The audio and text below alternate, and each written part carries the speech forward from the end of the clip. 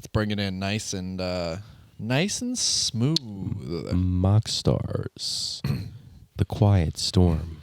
All right, let me bring it out real smooth. Like I'll just do smooth, bro.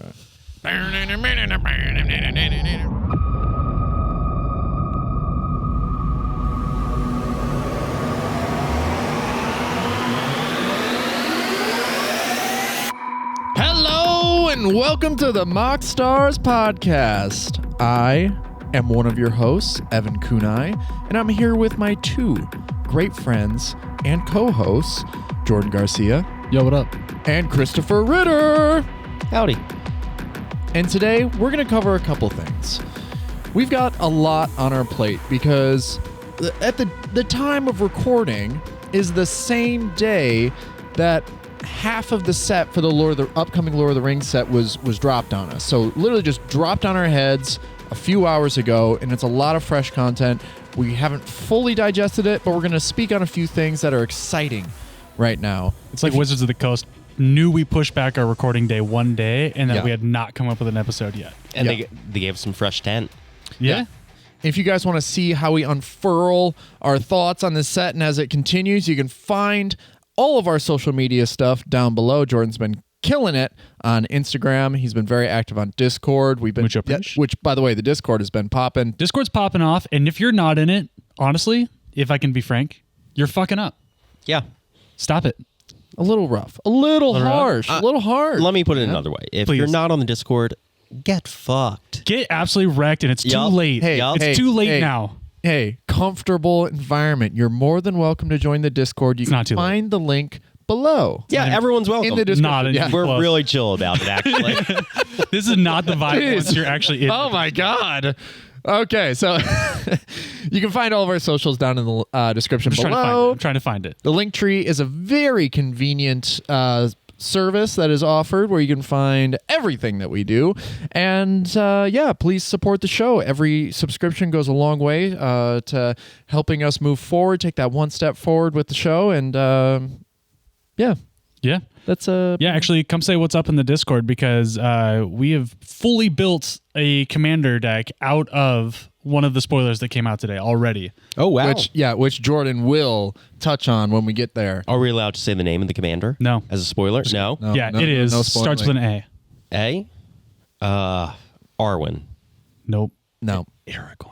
The four-color Aragorn? I'm building 4 color, baby. I've Ooh, never gone love it. higher than 3, and it's all right. time. Save it. Can it. We're also going to be talking. Is he a better king than Kenrith? That's For, exactly multicolor that is nonsense. Yeah, that's kind of. that is exactly what we're talking about. That's a tagline right there. That's a tagline. Go ahead, Evan. Take it away. We're also going to be Actually, talking. I'm just kidding. No, but Evan, continue. Please. We're also going Jordan. to be. Yo, what's up, dude?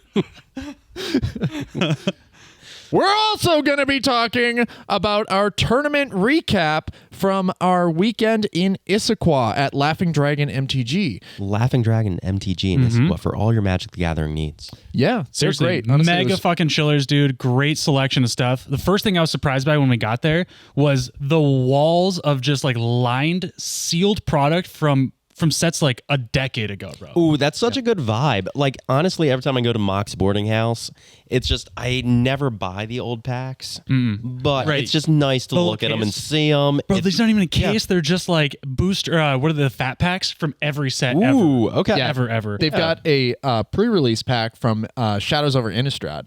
And I was just like, whoa, that'd Yeah. be sick to buy and They crack had that. all 3 Commander anthologies sealed in box. They had every single, as far as I could tell, every single Commander Precon ever printed. Okay. It was very cool. It's a very cool shop run by some very chill dudes. Shout out Marcus. What up? Big chiller market. Yeah, it was actually, I found out they've only been open for a year, Okay. and this is their first CEDH tournament they ran. But not the last. Certainly Definitely not the last. Not even close. So let's get into it. Let's talk about the spoilers that happened today. For Lord of sure. the Rings. Yeah, there's a bunch of hot items in this set. Definitely, Wizards is pushing the power level of it a little bit. 100%. I mean, this set Love is to going to see be that. legal and modern, and we're definitely seeing some cards that are going to see some playability. Yes. I'm glad they didn't play it too safe. It is clear that they wanted some gas in this set. Yeah, and I'm fucking hyped about that. I mean, like Reprieve was spoiled a while ago. That's great. You know, White, returning a spell to a player's hand and drawing a card. excellent card. One card I'm super hyped about is Orcish Bowmasters, which just makes wheels garbage. It makes everything garbage. Yeah, I mean, Orcish Bowmasters, 1 black, 1 colorless.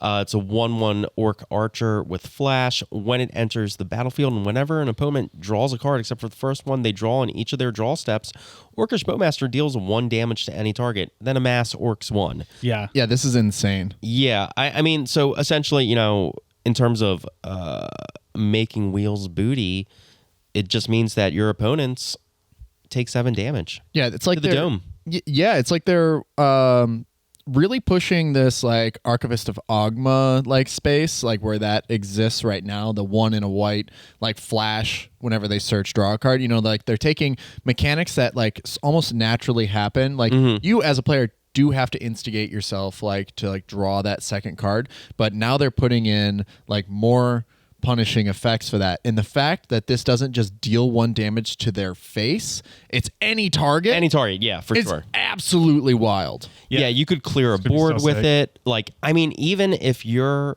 definitely slot this into Grixis and just play all the wheels you can, including in black, Dark Deal, or whatever that one's called. I could definitely see like an old Nekasar deck. Yep. Yeah. Yeah, this is 100%. like, and it doesn't even end there.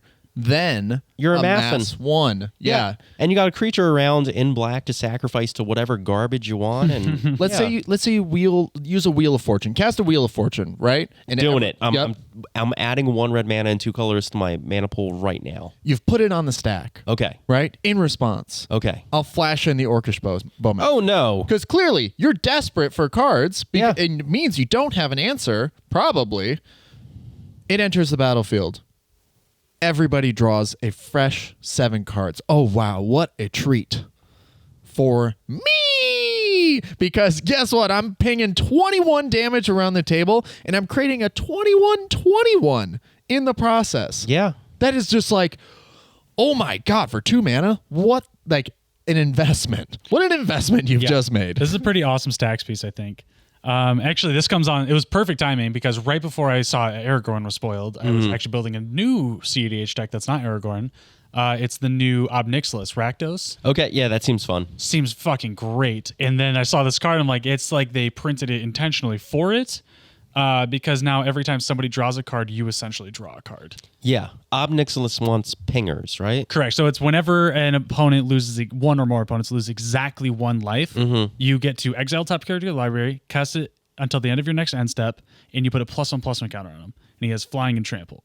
So you just play a pretty gross Rakdos-y, Staxy deck, like Chains of Mephistopheles, Sire of Insanity, kind of that kind of bullshit. And then just really allow this engine to like pop off, and like very punishing engine it is. Like, especially when you're adding like these Mayhem Devil effects, it is a very, very cool deck. And this is a great card in it.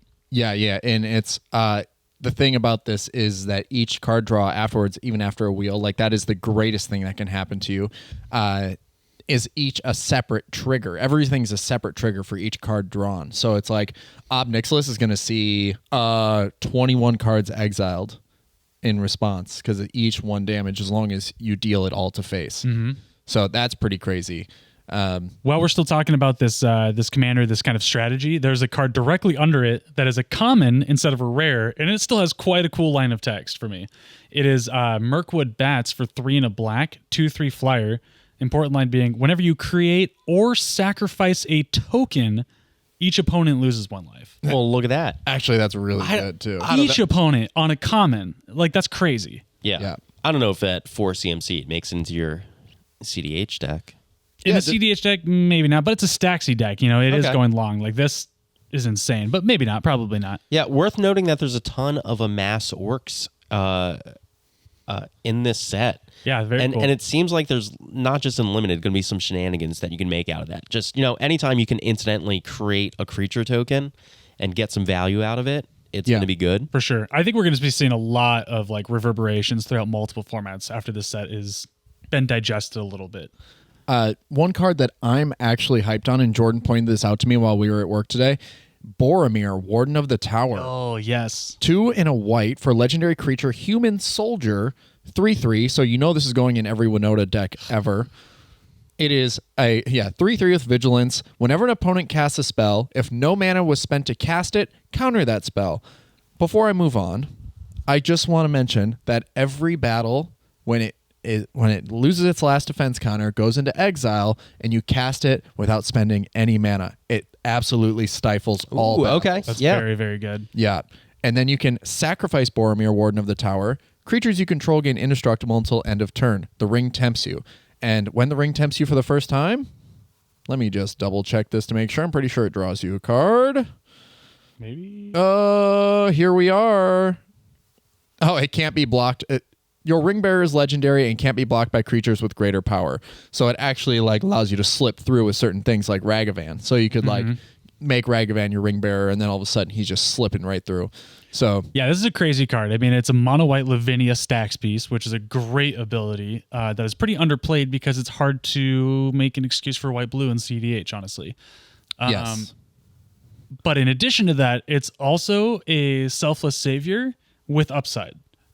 Yeah. I think this finds a slot into Shalai and Halar. 100%. Yeah. Your Like- world famous Lion Halar deck World famous is that we're right. going to hear more about later in this podcast. Yeah, if you guys are excited about the Shalai and to hear about the Shalai and Halar deck, I will be have already streamed. I will have already streamed the deck tech, which I will be editing into a future episode for the MoxStars podcast. I'll be on the CDH Discord, There we go. SEAEDH Discord server. I'll put an invite for the server in the description below, so you guys can hop on there, and if they have it archived, you can watch that in its totality.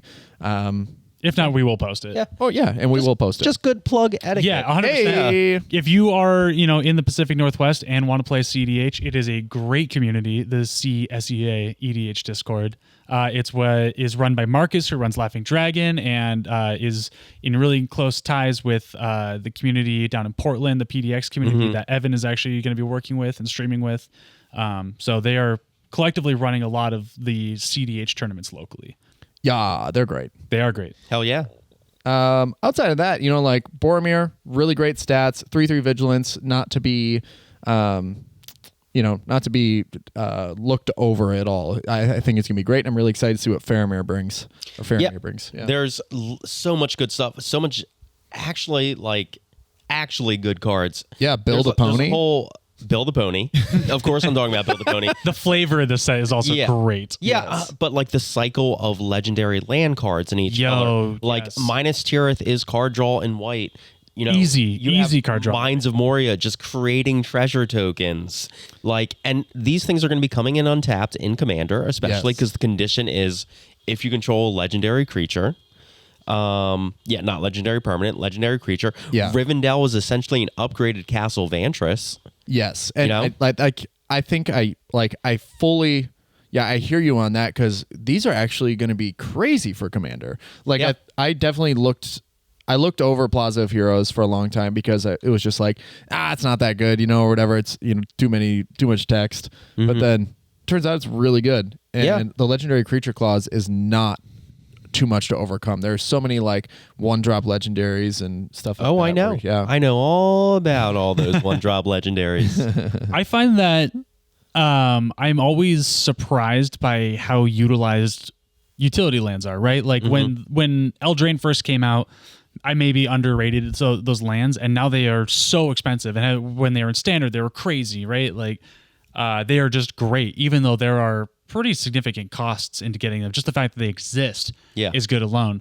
Now I'm seeing these and I'm like, these are actually pretty good, and the cost is actually pretty low. So in my head, if history repeats itself, this can only be a slam dunk of a cycle. The fact that 1 in a white tap a land, as long as you attack with 2 creatures, you get to draw a card in mono white. That's fucking insane. Yeah, it's an excellent card draw engine right there. That's crazy. Yeah, basically Barad-dûr almost assumes that you're going to be blocking with your orc army. So it says, as long as I hold up mana every single turn, I'm going to be able to create a blocker at any given time, right? So if you feed 3 mana into it, you don't lose life on this, which normally black cards are these lands like to do, is drain you of your life slightly.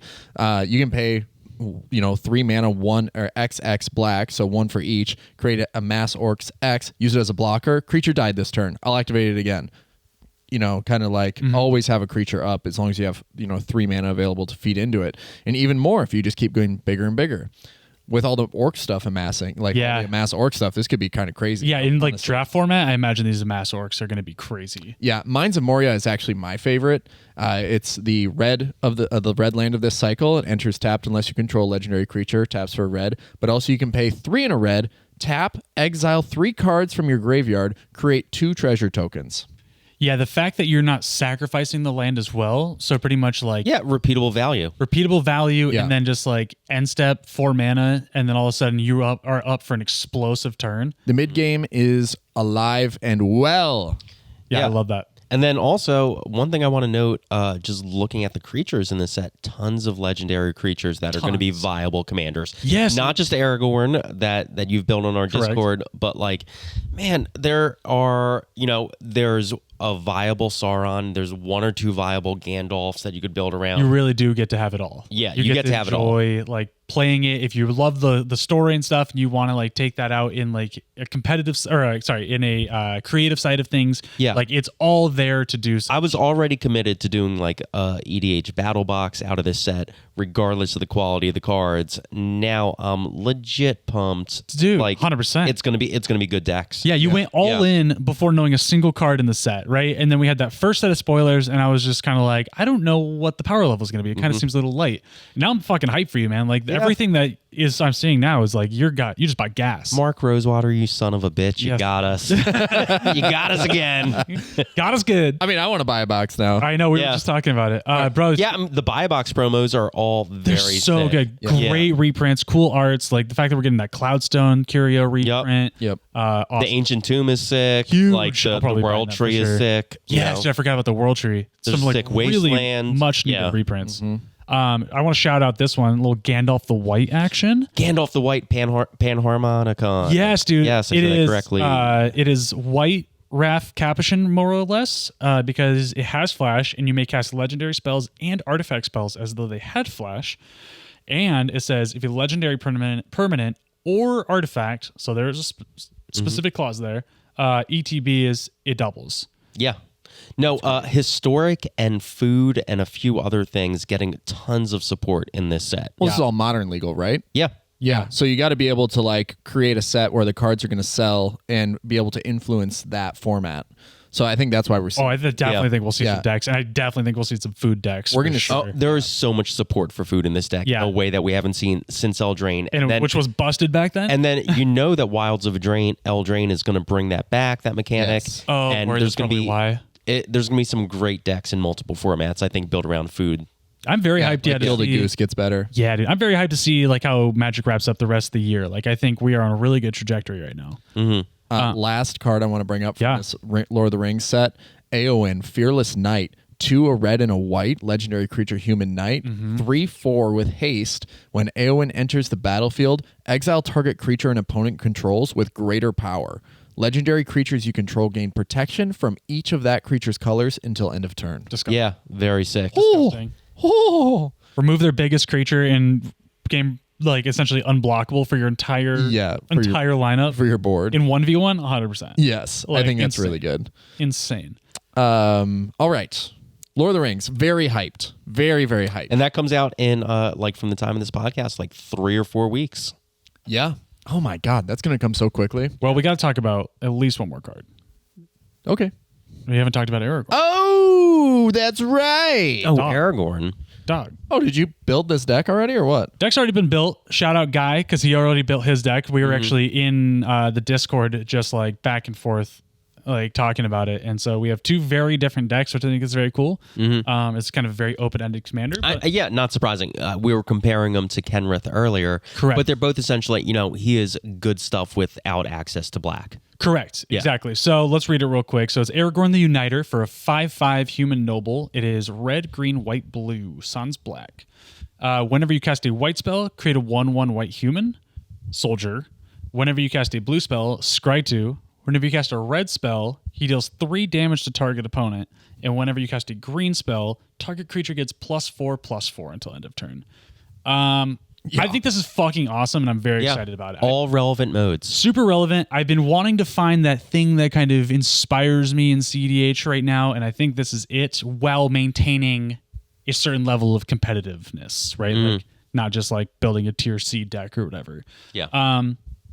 Instantly, I think everybody's going to be like, Kenrith is better, and I probably have to agree because it's generically better. Plus, you add the black color.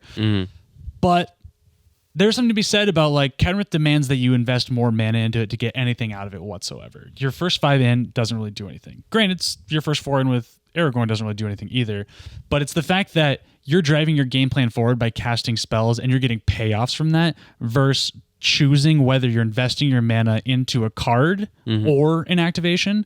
You're doing one and you're getting paid off for it just incidentally. Yeah, it feels like whatever your game state is, whatever you're trying to do in the deck, if you're landing Aragorn, you're going to get something good out of it. Literally, yeah. Yeah. And because of that, there's so many different ways to play this because there's a payoff for each color, literally. Like you could do a mono red burn deck that would be kind of sick. Like Evan and I always talk about in like these Naya colors doing this like Jetmir Winota combo, regardless of who the commander is, because it just spirals out of control if you can lock the board down. He would do that and you would just add blue to the equation. So there's a lot of cool stuff you can do here. But more in a CDH sense where I'm looking at building this, there is a pretty obvious combo here is like a food chain outlet, because if you infinitely cast Squee, you'll infinitely deal 3 damage to each opponent. Yep. So that one's pretty straightforward. I mean, you can just combine food chain nonsense and Niv Mizzet, curiosity nonsense, and like there's 10 other things. 10 other things. It all works. Literally, yeah. You know? So the one guy told me about was, I didn't even think about it first, would make so much sense. Cloudstone Curio lines, where you're just infinitely bouncing Dockside. As long as you have a low cost of creature to bounce with it, it goes infinite, and every time you cast Dockside. What I think about is cool about this is you don't need to find an outlet, or you don't need to dig with anything. You don't even need the mana that you're curating or collecting. You just literally need to do the loop. You literally just need to infinitely cast a red spell. Yeah. So that is pretty sick. And then there's just tons of like weird niche interactions that I think we're just breaching the surface now, and over the next few months we'll know really stuff that goes really crazy. One thing I was kind of hyped about was like a little Rishkar's expertise targeting him, because in response he'll get +4/+4 because it's a green spell, and all of a sudden you're drawing 9 cards. We got to target non-human, right? With Rishkar's. Rishkar's, that's right. Rishkar's, yeah. So Wildspeaker. yeah. So there's a lot of options here. Yeah, I think that's gonna be really fun. It seems like there's, like you said, you're already seeing a couple different decks being built with him as the commander, and there's infinite number of things you can do with it because it's all going to pay off. Yeah, exactly. So guys talking, he's like, between the Storm and the Stacks variant, right? And there's very good on both of those. And then what I'm actively doing is trying to do the quote unquote like no bad cards variant, where there's like essentially trying to be a Kenrith deck where you just play the best that you have available and you grind out through the mid range and just beast on value. Yeah. The upside I have here is that I have a pretty hard to interact with win condition that can kind of just come out of nowhere. And because the deck is more value and mid-range focus, it doesn't need to be focused. Like it doesn't need to, I don't not need to try and drop this combo on like turn 1 or 2. It's just, it'll happen when it happens. Yeah. The rest of the deck will get me there. Yeah, this is one where I don't think people have even scratched the surface on casting multicolored spells yet, because you get, you get all of those rewards. So casting a Lavinia or whatever, a white and a blue mana gets you a soldier and Scries 2. Yeah. One card I was thinking of in this deck that would be amazing is Bring to Light. Ooh, yeah. That would be really good. 4 mana Bring to Light, which happens to get a 4 CMC spell, which is your Academy Rector, that I'm playing a bunch of ways to kill, and then go get Food Chain, and then you win the game. So yeah, TBD. We'll probably keep working on this and testing it out a bunch, hopefully taking it to tournaments, and maybe we'll do a deck tech. Who knows? Maybe we'll compare it with Kenrith. Cool beans. Cool beans. Cool beans. Cool. Oh, speaking of tournaments, staying this tournaments, how fun would like a medieval times themed tournament be with all Lord of the Rings decks? You have to have Lord of the Rings decks. Let's go. Yeah. Just like orcish battle horns. Everybody gets turkey legs for lunch. Oh yeah, everyone gets a little Cornish Gainham. Yeah. Goes right on their playmat. Right. Instant grease stains. Let's go. All right. Main topic, Evan. Main topic, Evan. Because you guys know I'm very excited about this. The tournament recap from Laughing Dragon MTG this past weekend. We got to meet a lot of awesome players, do a lot of networking, play against some great people and great players. But yeah, we just want to talk about the experience there and how it all went down. Just fair warning to everyone out there, all of our listeners. This is our perspective on what happened at the tournament. You don't have to share that perspective. You probably experienced something totally different. So if you want to share your experience, feel free to leave a comment down below on the YouTube video, or reach out to us on Instagram or whatever. But there's one experience where I know, Grant, I know you're listening. Called him out. And I am going to rip you apart. You hear that, Grant? Sleep with one eye open. Damn.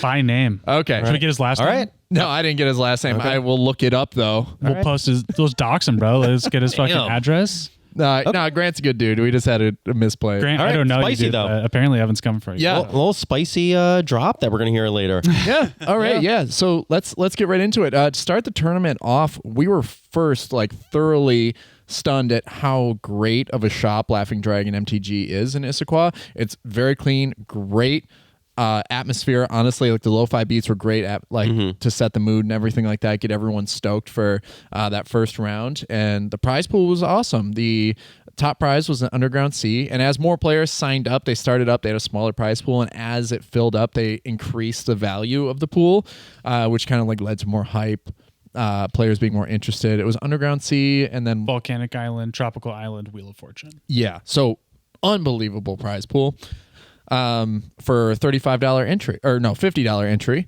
and you saw a lot of a lot of great players there, people we recognize from the tournament down in Gabby's. But we got shuffled into our pods pretty much right away. And Jordan, I don't know where we want to start. Just Well, I'd say this. The first thing I noticed, I think the first takeaway we started noticing as we were playing, was that the meta we came into or ran into here was drastically different than what we saw at Gabby's. Yes. Okay, because at Gabby's, it's an established meta of players that play together a lot. And does Laughing Dragon necessarily have that community? I would definitely say there was a lot less of that and a lot more people traveling here. Okay, But- not a strong Issaquah showing, just general Magic players from the area. Yeah, okay. it drew the crowds because it was 100% proxy friendly. Okay. Yeah. Yes. Yeah. And here is exactly what Evan said. This is the huge ringer that we think. This is our opinion of this, is because Gabby's is not proxy friendly, people need to play cards they can afford. Okay.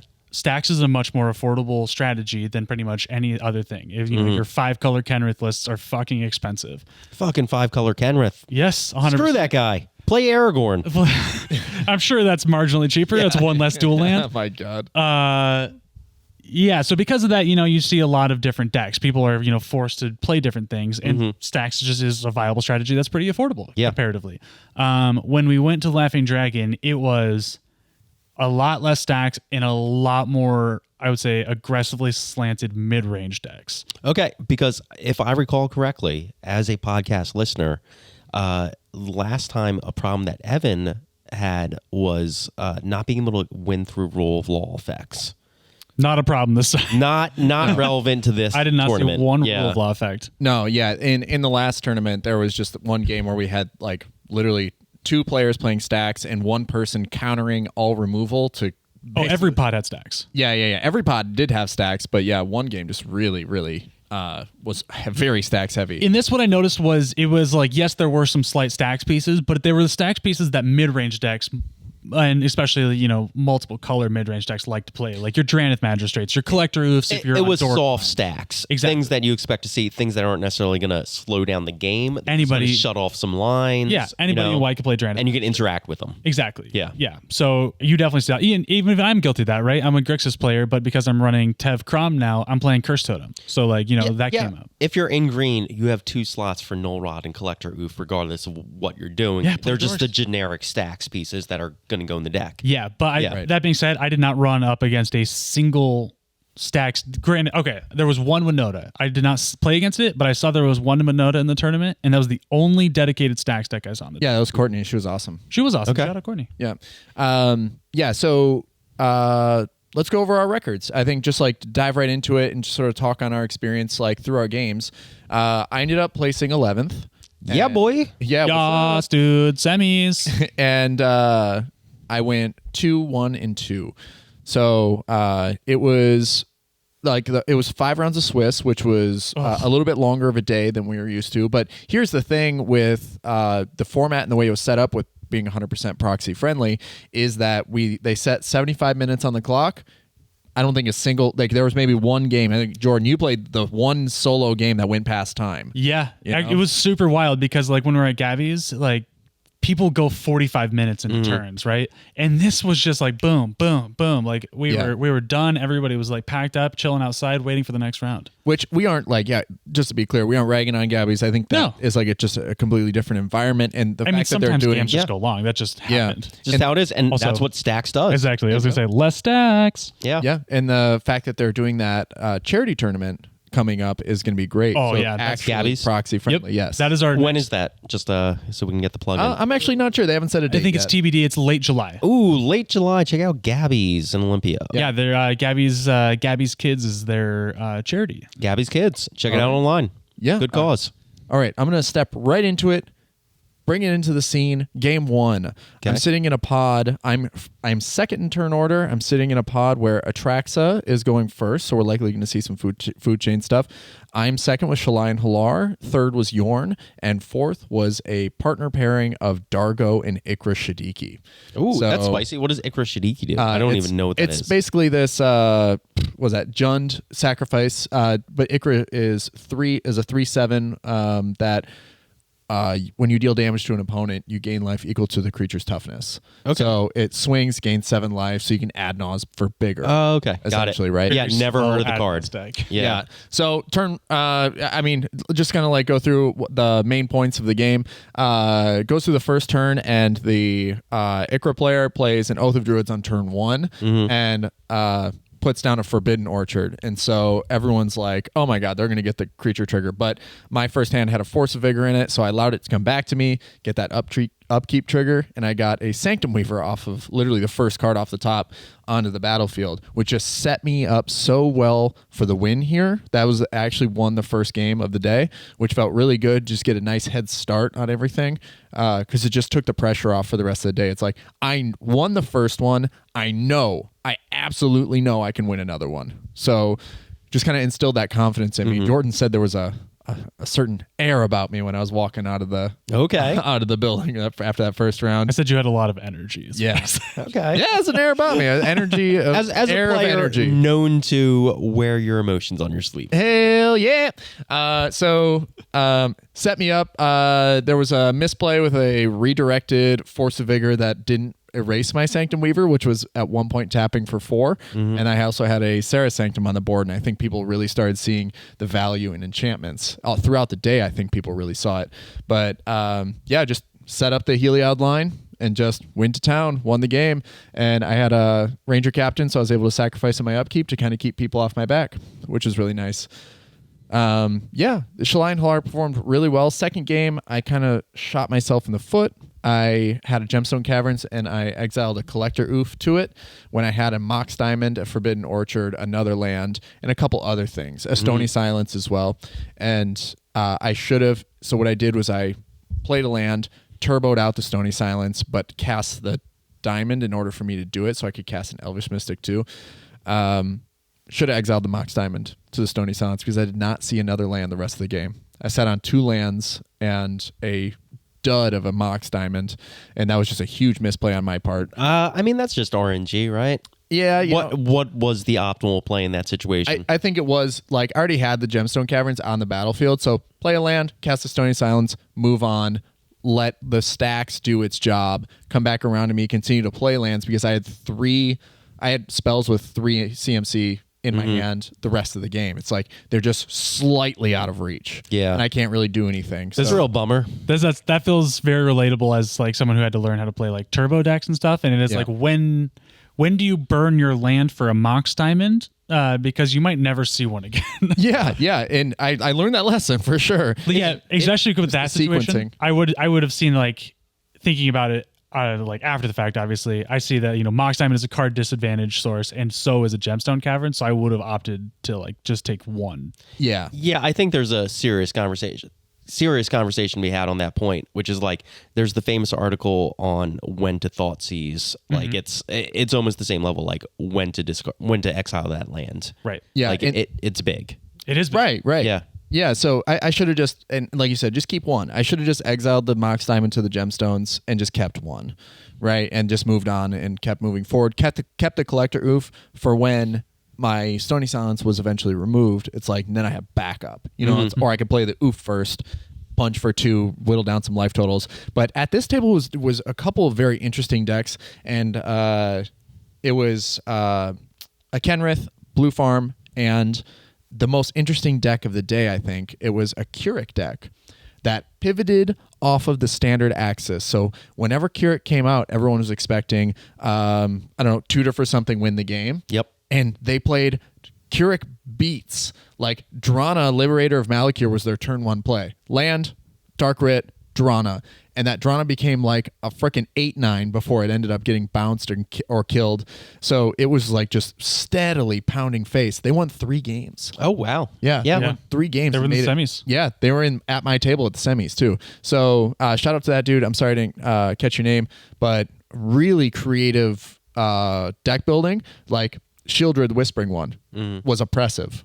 It just like came in, and it's something we just don't know how to deal with as CDH players. With like, yeah, we normally have single target removal or interact on the stack, but when you see something that fat come down, unless you have a mana drain in hand, you're like, I'll just deal with it later.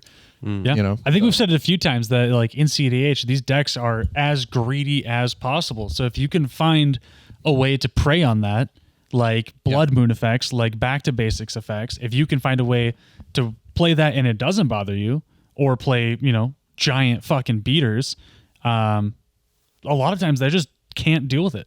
Yeah, exactly. And that's pretty much what we saw the whole game. And then it got to be, so this is where, Grant, you get your time to shine here. I'm going to rip you apart a little bit, and you're expecting it, so don't. We prepared you for this game. Yeah, you. Arch enemy number 1, Grant. No, it's actually, he wasn't even the enemy. He's just a really great dude who made a common, not even a common misplay, and that's why we're ripping you, Grant. It's going down into the final bits of the game. The Blue Farm player is at like 11 life, and they're because they've been getting punched in the face by Keurig, because Keurig realizes that, hey, I got to kill this dude, otherwise he's going to win and I'm not. So Logan was his name, great player. He went 4-1 on the day. So we had a lot of really great players at this table, and he fired off an Adnaz at 11 life. It was just crazy. So like he went to sack his Ranger Captain at the upkeep, and Grant went ahead and cast a Silence, and this is where the battle on the stack started to happen, because I had a red Elemental Blast in my hand. So he cast a Silence.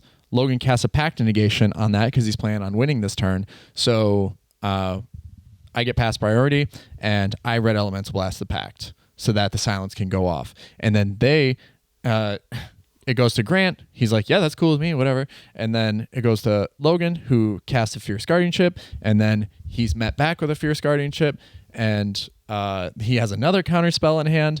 And so Grant just goes, yeah, I guess.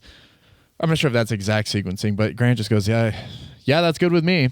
And then it resolves. He goes off to Adnaz, gets an Intuition with 5 life. So he reveals an Intuition off of when he is at 5 life from the Adnaz, goes down to 2, casts it, gets the Underworld Breach loop, and wins the game. And after the game, Grant reveals his hand to me, and he's like, bro, I totally could have stopped it. And I'm like, I know you could have. I saw your hand. He was holding a Veil of Summer and an Autumn's Veil the whole time. Now, was that with open mana. Was that just a misplay, or did he not? We talked about it afterwards, and he was just like, I thought after you cast your spell that my spell was no longer being targeted because the Pact Negation had been negated. So I thought like there was some weird ipso factos, but the Silence ultimately got countered throughout the end of it, and as the stack like whittled down, he just figured he couldn't do anything about it. But I was just like, no, at the top of it, after you guys had your counter war, if you had just put a Veil of Summer on the top of the whole thing, like the whole stack like resolves and you're chilling. Yeah. Yeah. this goes to a larger thing that I think we'll talk about, and it's just make sure you communicate. Like communicate with the pod, communicate with judges when necessary. Like in these situations, you gotta communicate. Can I ask about the vibe of the situation? Like as this counterspell war was happening, who was keeping track of the stack? Like you know what I mean? Yeah, it was mostly just between them two, like the two of them. Because after I fired off the red elemental blast, I had no more interaction. So I kind of like watched the stack and as it all happened, and we all laughed about it at the end. Like, yes, it did cost us the dub, and Logan did walk away with the win, and he did have a great record on the day. But honestly, I don't think like it would have been a king-making situation in a way, right? So if Logan hadn't won, the next turn player would have won. I don't know. I feel like even you in that situation would be like, hey, we need to break down what's happening on the stack right now. Hey, let's lay out all the cards on the table, everything that's interacting, and dial in and figure out what's happening. Yeah, I feel like you have a right to do that, especially in tournament setting or calling a judge or 100%. And I think that there is some adaptation to be made as you move into tournaments. Like as you move into a tournament setting, you have to realize that this isn't the game you play with your friends and like family, at the kitchen table every, once a week, and you meet up with your friends and you have a good time. I think that is where the discussion needs to move towards, is that this is a tournament, this is competitive, and while we can all laugh and have a good time, we also all need to be in that frame of mind where we are competing, and we do need to like acknowledge these very small nuances and windows of opportunity in the game, where we'll talk about it later too, where you can't like, and it's etiquette as well, but it's like you need to acknowledge every single window of time because every single one matters to the umpteenth degree. Yeah, when the game that decides games. When the game speeds up, you got to slow it down. Yes, exactly. A great way of putting it. Yeah, you have to get granular. You have to like start as we get into you're gonna win this turn. I think people do this naturally, but you kind of have to do it every time and make sure everyone at the table is doing it, where it's just like you're moving through the phases consciously and like announcing what you're doing as you move through your turn and what's happening on the stack. Acknowledging priority. Yep. Yes. And that's not just going to help you. That's going to help everyone. Like it's just going to, It saves from situations where you can't go back. It saves from situations where it's like super sticky all of a sudden. Now you need to get a judge involved. Yeah, because we're going to talk about another spicy situation where there was a take back in a tournament setting. Yeah, later on. So Grant, you're a great player, and I'm really looking forward to playing with you again. And I think communicate Grant. Well, no, I think he's an awesome dude. I think he learned. I think he 100% learned his lesson. But I know, but just in general, like if you don't know, just ask. Like, just talk to the people at the table. Yeah, I'm trying to interact. This is what I have. Like, I have those conversations. Grant was not prohibited in that situation from revealing information to the table, right? Such as like, hey, I have Autumn Veil of Summer. And I don't think, I think it's against etiquette to be like, for him to be like, hey, what can I do with this to stop this? Because it's not a friendly game. It's a tournament game. But he can reveal that information to the table. And then you can be like, hey, I'm going to make the decision to get granular on the stack with what's happening. Mm-hmm. And maybe that is going to elucidate the situation for Grant so he knows that he can stick it, Right. Yeah, that's for all players. I need to be able to do that too. I think it's just something all of us to practice as we get more reps in like tournaments. Yeah.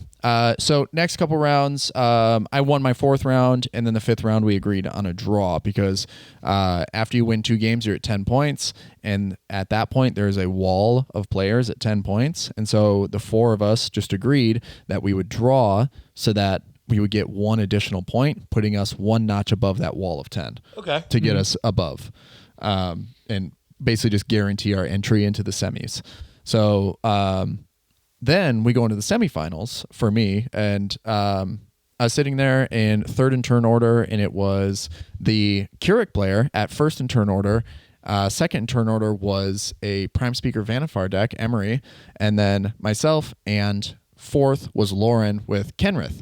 Lauren ended up winning the tournament, and now remember what I said about perspective and how this all went down. This is my experience and how it all happened here. So we're going Rashomon. Story time, right? Goes through the game. I don't really play any creatures because we're locked down by Keurig with a Shieldred, the Whispering One. So every upkeep, you have to sacrifice a creature. Most decks rely on putting one creature down at a time.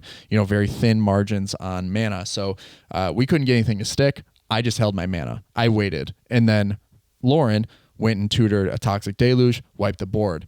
It comes back around to me. I put down a Sanctum Weaver and a Archon of Emeria, and I locked it down. Right? Comes back around, I play Shalai and Halar. And comes back around again. And now people can't play more than one spell per turn.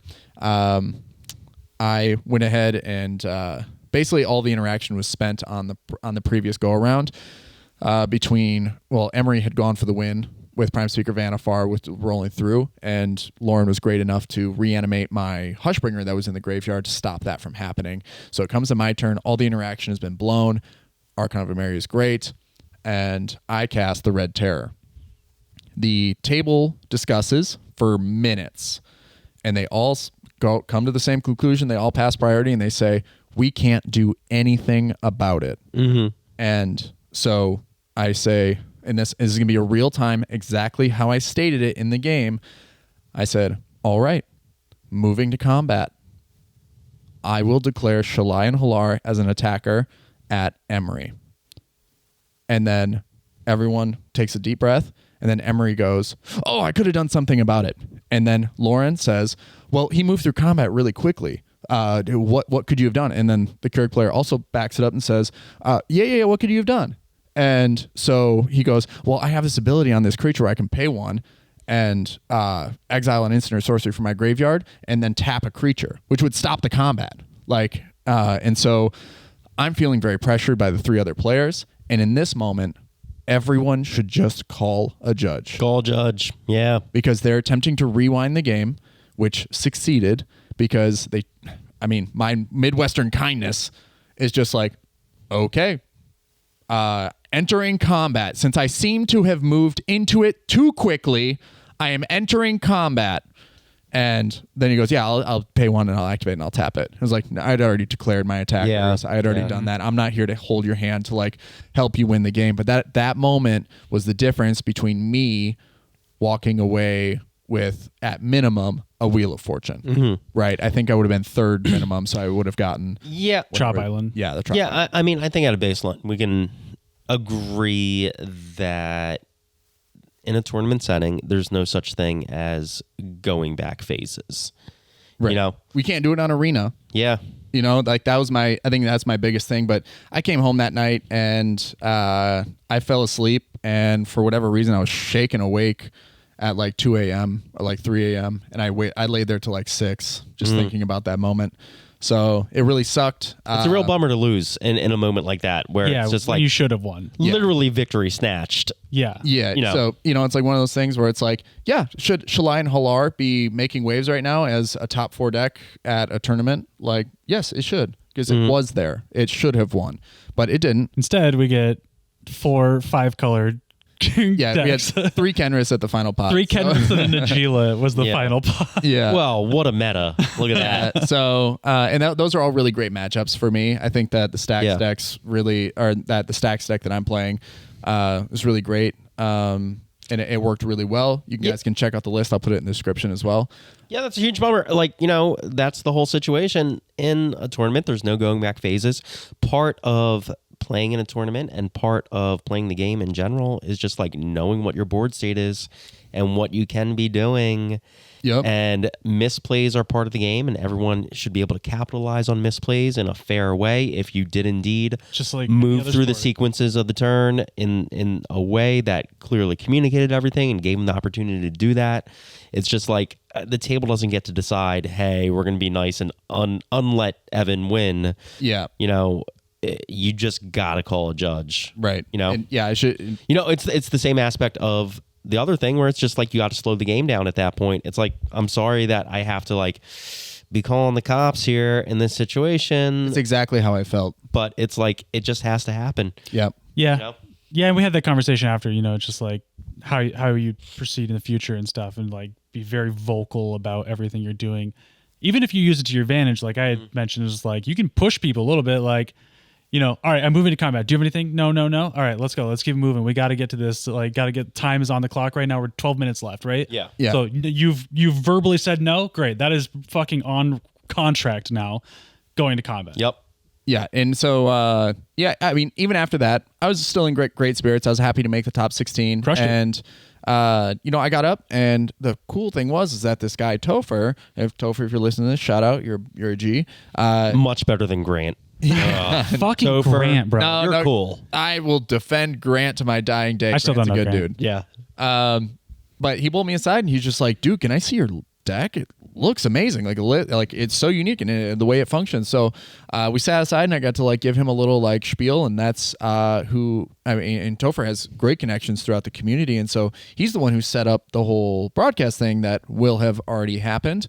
But yeah, I'm really excited to do that and just kind of show the world this deck that I'm going to be competing with at the next tournament and the following tournament, and getting it on the map, because now I know that this deck can win This is your deck. 3, 4, 5 games in This a is day. new Atraxa. Yeah. Yeah, I guess This right? deck fucks, bro. 100%. Yeah, it just it operates, and its cadence is hard to really pick up on. So Well, it sounds like we got to listen to that deck tech. yeah, hell yeah.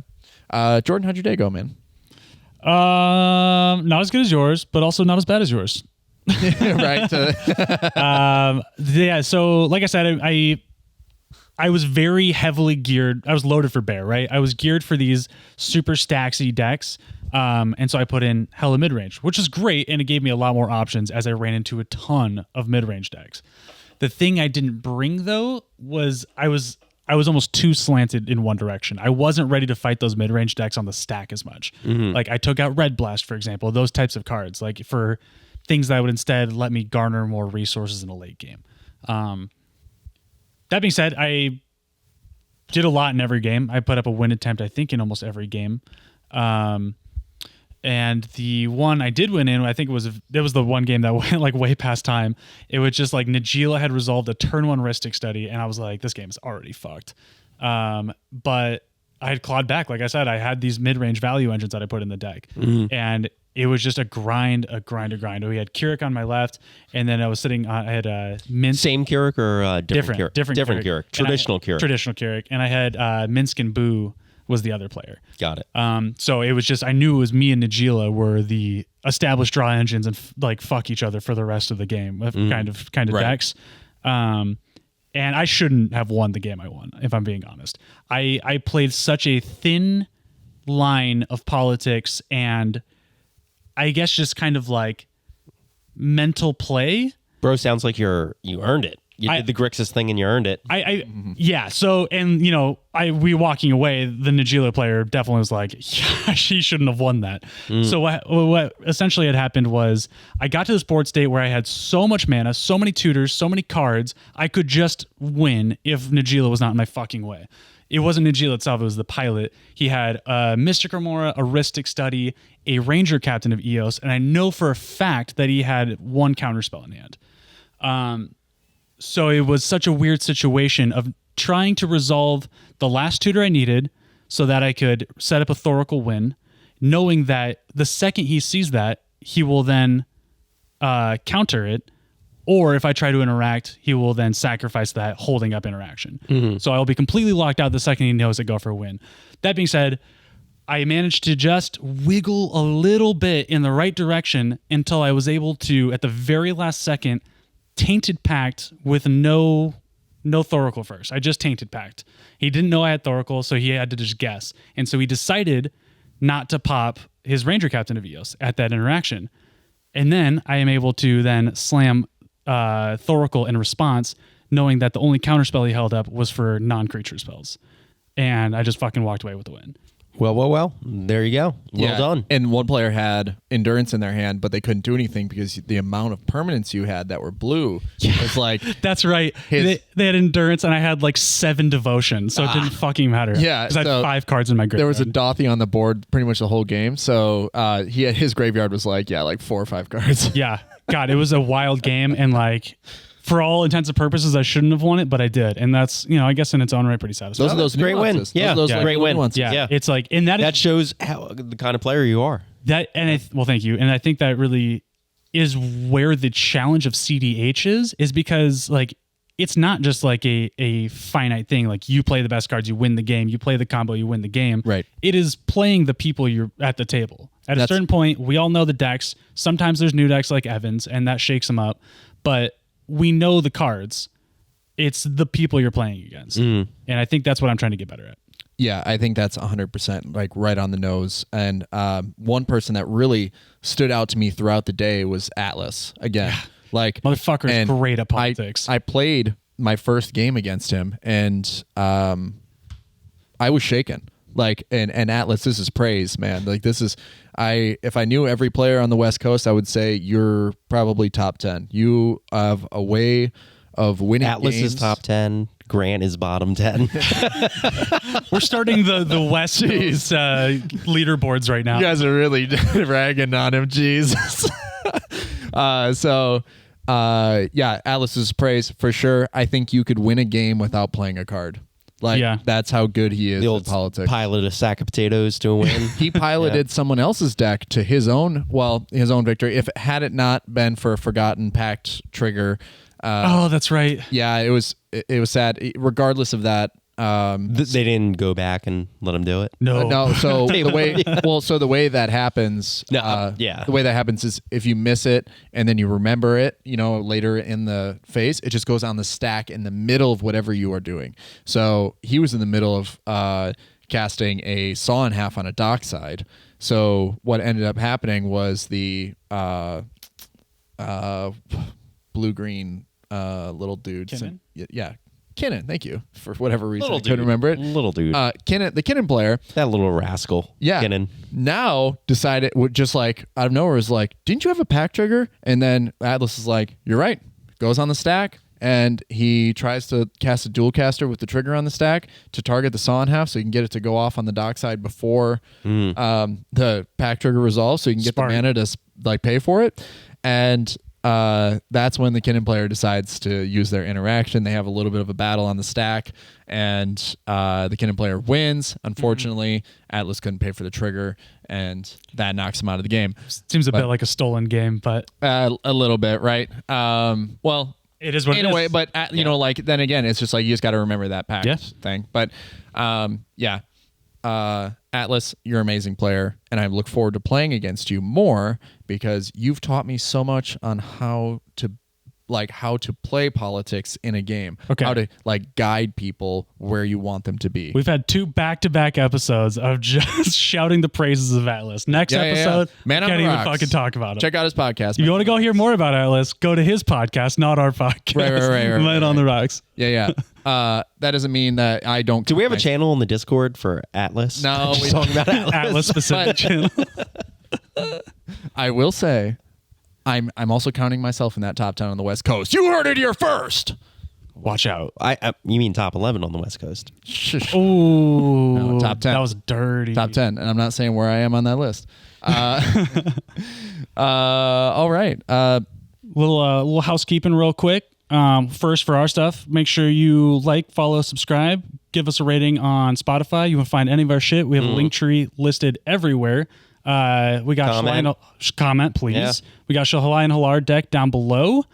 And also upcoming tournaments. We have Gabby's end of July. Also, shout out our Discord because we'll be posting all of the information there.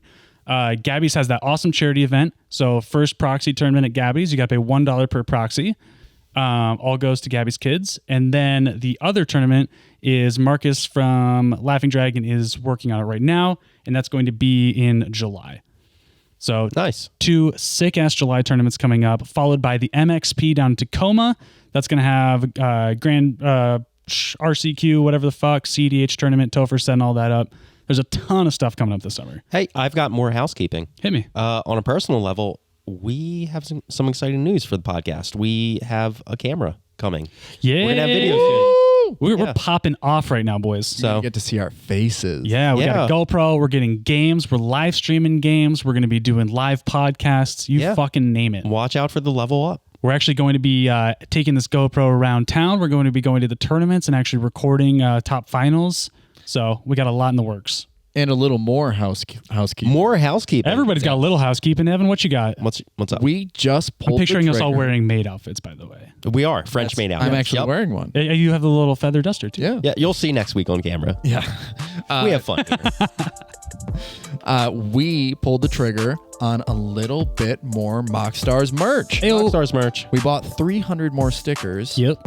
100 of them being foil. You guys ate up those stickers. Nice. Yeah, and There's all those comments. yeah, it was all those comments, free stickers for the boys, for everybody, and we pulled the trigger on custom playmats. So we'll keep you guys posted with those as they become available. We're just waiting on a little bit of just to see where the quality is at with the design we've chose, and we're looking forward to getting that merch in and distributing it and getting you guys all set up with some MoxStars podcast merch. Oh, hell yeah. Yas. Because we're going to be playing with it. Got to get that fresh drip. Hell yeah. Oh my God, so much merch. Thank you guys for listening to another episode of the MoxStars podcast. Jordan already said everything about the stuff in the description below. Listen to how soothing my voice is. So soothing. Much soothe. We'll catch you guys next time. Good night. Peace. Bye-bye.